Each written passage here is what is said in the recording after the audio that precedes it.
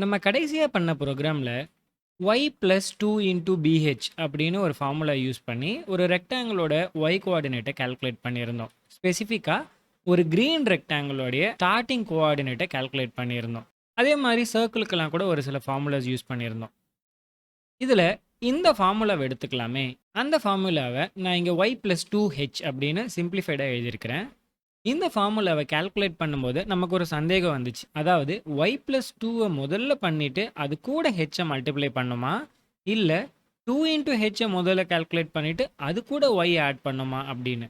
இந்த confusion avoid பண்ணுறதுக்கு நம்ம என்ன பண்ணியிருந்தோம் அப்படின்னு பார்த்தீங்கன்னா, 2 இன்ட்டு h ஃபர்ஸ்ட் கால்குலேட் பண்ணணும் அப்படின்னு சொல்லிட்டு அதை சுற்றி ஒரு பேரந்தசிஸ் போட்டிருந்தோம். இது நம்மளுடைய ஸ்கூல் அல்ஜிப்ராவில் நம்ம பண்ண சிம்பிளான ஒரு ஆப்ரேஷன் தான். இப்போது இந்த மாதிரியான காம்ப்ளெக்ஸ் ஃபார்முலாஸ்லாம் வரும்போது அந்த ஃபார்முலாஸ்லாம் எப்படி கால்குலேட் ஆகுது, எந்த ஆப்ரேஷன் ஃபர்ஸ்ட் நடக்கும் அப்படிங்கிற விஷயங்களை புரிஞ்சுக்கலாம். அதுக்கு முன்னாடி நம்ம இது வரைக்கும் பார்த்த அரித்மெட்டிக் ஆர் மேத்தமெட்டிக்கல் ஆப்ரேஷன்ஸ் செய்யறதுக்கு தேவையான ஆப்ரேட்டர்ஸ் என்னென்ன அப்படின்னு பார்த்துக்கலாம். அடிஷனுக்கு ப்ளஸ் தான், சப்ட்ராக்ஷனுக்கு மைனஸ் தான், மல்டிப்ளிகேஷனுக்கு ஆஸ்டரிஸ்க் யூஸ் பண்ணுவோம். டிவிஷனுக்கு பார்த்தீங்கன்னா சிங்கிள் ஃபார்வர்ட் ஸ்லாஷ் போட்டால் டெசிமல் அவுட்புட் வரும், டபுள் ஃபார்வர்ட் ஸ்லாஷ் போட்டால் ரவுண்ட் நம்பர் அவுட்புட்டாக வரும். இது ரெண்டுமே கோஷியன்ட்டை தான் தரும். ரிமைண்டர் வேணும் அப்படின்னா அதுக்கு இந்த மாடியூலஸ் அப்படிங்கிற ஆப்ரேட்டரை யூஸ் பண்ணணும். இது எல்லாமே முன்னாடி நம்ம பார்த்துருந்தோம். எக்ஸ்ட்ராவாக ஒரு ஆப்ரேட்டர் என்ன பார்க்கணும்னு பார்த்தீங்கன்னா பவர் ஆப்ரேட்டர். அதாவது a பவர் b அல்லது x பவர் y அந்த மாதிரியான ஆப்ரேஷன்ஸ்லாம் பண்ணுறதுக்கு இந்த மாதிரி டபுள் ஆஸ்டரிஸ்க் யூஸ் பண்ணணும். இதில் ரைட் சைடில் இருக்கிறது பவர். இந்த ஆப்ரேட்டர்ஸ் எல்லாம் நிறைய ஒரே ஃபார்முலாவில் ஒரே எக்ஸ்பிரஷனில் எழுதும்போது எது இதில் ஃபர்ஸ்ட் அப்ளை ஆகும் அப்படிங்கிறத புரிஞ்சுக்கிறதுக்கு நம்ம ஸ்கூல் ஆல்ஜிப்ராவில் கற்றுக்கிட்ட ஒரு சிம்பிள் டெக்னிக்கை யூஸ் பண்ணலாமே. ஒருவேளை இது உங்களுக்கு முன்னாடி தெரியாதனால கவலைப்படாதீங்க. இப்போ அந்த இன்ட்ரோடக்ஷனை பார்க்கலாம். நம்ம போர்ட் மாஸ் அப்படின்னு ஒரு ரூல் படிச்சிருப்போம். அதாவது எந்தெந்த ஆப்ரேட்டர்ஸ் முதல்ல அப்ளை ஆகும் அப்படிங்கிறத தெரிஞ்சுக்கிறதுக்கு ஒரு நிமோனிக்காக இதை நம்ம யூஸ் பண்ணியிருந்தோம். அதை எக்ஸ்பேண்ட் பண்ணோன்னா போர்ட் மாஸில் ஃபர்ஸ்ட் பார்த்தீங்கன்னா பிராக்கெட், அடுத்ததாக வந்தது ஆர்டர். ஆர்டர் அப்படின்னா நம்ம முன்னாடி பார்த்த அந்த power operation, so a power b அந்த மாதிரியான operations, division, multiplication, addition, subtraction.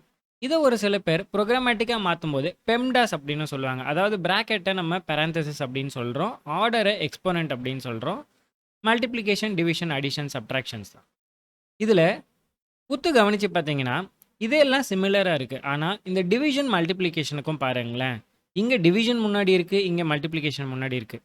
இதை வச்சு யோசித்து பார்க்கும்போதே நீங்கள் கெஸ் பண்ணலாம், டிவிஷனுக்கும் மல்டிப்ளிகேஷனுக்கும் ஒரே ப்ரெசிடென்ஸ் தான். இதை வச்சு நீங்கள் கெஸ் பண்ணிடலாம், இந்த டிவிஷனுக்கும் மல்டிப்ளிகேஷனுக்கும் ஒரே ப்ரெசிடென்ஸ் தாங்க. அதே மாதிரி தான் பார்த்தீங்கன்னா அடிஷனுக்கும் சப்ட்ராக்ஷனுக்கும் பார்த்தீங்கன்னா ஒரே ப்ரெசிடென்ஸ். இது என்ன அப்படின்னு நீங்கள் கன்ஃபியூஸ் ஆகிறீங்க அப்படின்னா கவலைப்படாதீங்க. இப்போ நம்ம எக்ஸாம்பிளே பார்க்கலாம். ஏன் இப்படி ஒரே ப்ரெசிடென்ஸ் அப்படின்னு நீங்கள் யோசிச்சு பாருங்களேன். நம்ம a + b - c அப்படின்னு ஒரு ஆப்ரேஷன் பண்ணுறோம் அப்படின்னா இதில் a + b முதல்ல பண்ணாலும் சரி, இல்லை b - c முதல்ல பண்ணாலும் சரி, நமக்கு வரப்போகிற அவுட்புட் என்னவோ பார்த்தீங்கன்னா ஒன்று தான். அதனால் இந்த அடிஷன், சப்ட்ராக்ஷன் இல்லை மல்டிப்ளிகேஷன், டிவிஷனுக்கு எல்லாம் பார்த்தீங்கன்னா ஒரே ப்ரெசிடென்ஸ்.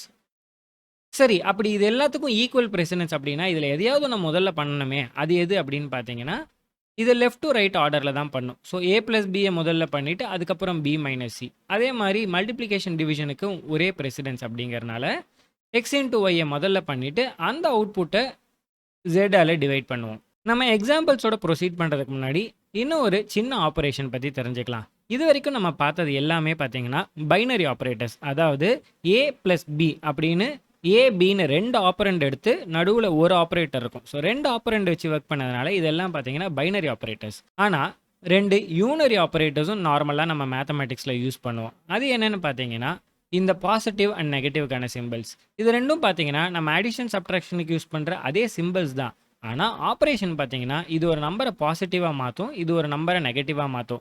ஒரு எக்ஸாம்பிளுக்கு -5 அப்படின்னு ஒரு நம்பர் எழுதுறீங்க அப்படின்னா இதில் இந்த மைனஸ் அப்படிங்கிற ஆப்ரேட்டர் அந்த 5க்கு மட்டும்தான் அப்ளை ஆகுது. ஒரு ஆப்பரண்ட் வச்சு ஒர்க் ஆகிறதுனால இதுக்கு யூனரி ஆப்ரேட்டர் அப்படின்னு பேர். இந்த யூனரி ஆப்ரேட்டர்ஸில் ப்ளஸ்ஸை பார்த்தீங்கன்னா நம்ம ஜென்ரலாக யூஸ் பண்ண மாட்டோம். ஏன்னா ஒரு நம்பரை 5 அப்படின்னு எழுதினாலே அது +5 தான் அப்படின்னு தெரியும் இல்லையா. ஆனால் அதை ஒரு நெகட்டிவாக எழுதணும் அப்படின்னா அதுக்கு முன்னாடி நம்ம ஒரு மைனஸ் போட போகிறோம்.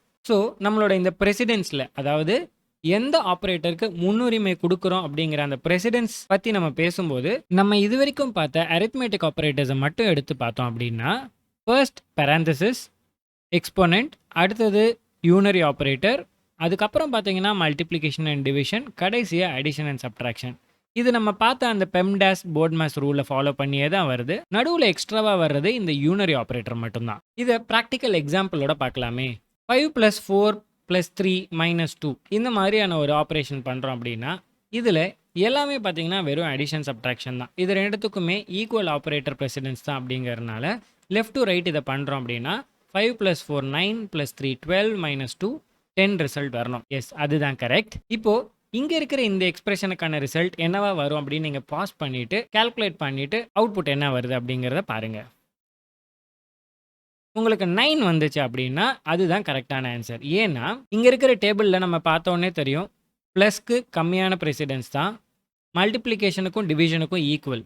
ஸோ 4 × 2 முதல்ல நடக்கும் 8. 8/2 என்ன நடக்கும் அடுத்த டிவிஷனுங்கிறதுனால 4. 5 + 4 9 வந்துடும். அதே மாதிரி இங்க நான் கொடுத்துருக்கிற மற்ற எக்ஸ்பிரஷன்ஸ் இவாலுவேட் பண்ணி பாருங்க, இங்க இருக்கிற ரிசல்ட் வருதா அப்படின்னு. அப்படி ஒருவேளை உங்களுக்கு வரல அப்படின்னா இந்த மாதிரி நீங்க இவாலுவேட் பண்ற எக்ஸ்பிரஷனை ஒரு பிரிண்ட் ஸ்டேட்மெண்ட்டுக்குள்ள போட்டுட்டு ரன் பண்ணி பாருங்க. அவுட்புட் இங்க இருக்கிற கன்சோல்ல பிரிண்ட் ஆகும். அதை வச்சு நீங்க வெரிஃபை பண்ணிக்கலாம். ஒருவேளை இந்த பிரிண்ட் ஸ்டேட்மெண்ட்டை யூஸ் பண்ணும்போது உங்களுக்கு ஏதாவது ப்ராப்ளம்ஸ் வருது அப்படின்னா உங்களுக்கு பைத்தான் 3 உடைய பிஹேவியர் வேணும் அப்படின்னா நம்ம எப்படி டிவிஷனுக்கு ஒரு இம்போர்ட் ஸ்டேட்மெண்ட்டை யூஸ் பண்ணி அதை பைத்தான் 3 மாதிரி பிஹேவ் பண்ண வச்சோமோ அதே மாதிரி பிரிண்ட் ஃபங்க்ஷனுக்கும் ஒரு ஆப்ஷன் இருக்கு. இந்த ஸ்டேட்மெண்ட்டை டைப் பண்ணிட்டு நீங்கள் ப்ரோக்ராமை ரன் பண்ணுறீங்க அப்படின்னா உங்களுடைய பிரிண்ட் அப்படிங்கிற இந்த கீவேர்ட் ஃபங்க்ஷனாக மாறிடும். அதாவது இந்த பிரிண்ட் அப்படிங்கிறது பார்த்தீங்கன்னா பைத்தான் 2ல் ஒரு பில்ட்இன் கீவேர்டாக இருந்துச்சு, அது ஒரு ரிசர்வ்டு வேர்டாக இருந்துச்சு. ஆனால் அதுவே பைத்தான் 3ல் மாறும்போது பார்த்தீங்கன்னா தனியாக ஒரு ஃபங்க்ஷனாக மாறிடுச்சு. இந்த டாபிக் ரொம்பவே இன்ஃபர்மேட்டிவாக இருந்திருக்கும் நம்புகிறேன். இந்த மாதிரியான ப்ரெசிடென்சஸ் எல்லாம் யூஸ் பண்ணி நம்ம நிறைய மேத்தமெட்டிக்கல் ஆப்ரேஷன்ஸ் பண்ணி அழகழகான விஷயங்களை உருவாக்கலாம். ஸோ அந்த அழகான விஷயங்களை பண்ணுறதுக்கு அடுத்தது நமக்கு தேவையான டாப்பிக்கான அனிமேஷன் பற்றி அடுத்தது பார்க்க போகிறோம்.